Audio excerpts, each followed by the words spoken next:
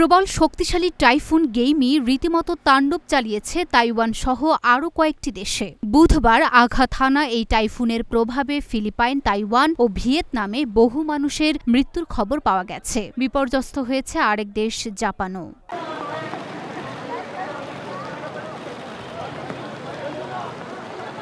ঘণ্টায় প্রায় ২৪০ কিলোমিটার বেগে ঝোড়ো হাওয়া নিয়ে টাইফুন গেইমি আঘাত হানে তাইওয়ানের পূর্ব উপকূলে। প্রবল শক্তিশালী এই টাইফুনটি গত ৮ বছরের মধ্যে দ্বীপটিতে আঘাত হানা সবচেয়ে শক্তিশালী ঝড় হবে বলে মনে করা হচ্ছে। ঘূর্ণিঝড়ের জন্য তাইওয়ানে বন্ধ করে দেয়া হয়েছে সব অফিস ও শিক্ষা প্রতিষ্ঠান। এছাড়াও বন্ধ রয়েছে সব ধরনের বিমান চলাচলও। বিপর্যয় মোকাবেলার জন্য ২৯,০০০ সেনাকে প্রস্তুত থাকতে বলা হয়েছে।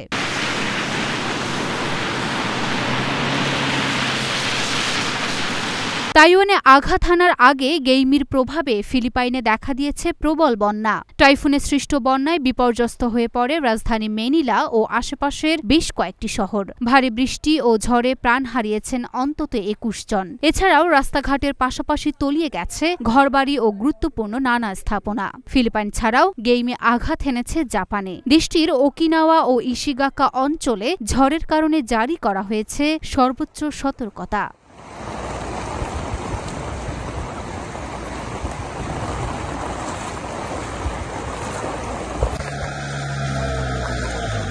Luna Afroz Nipa, Dhaka post.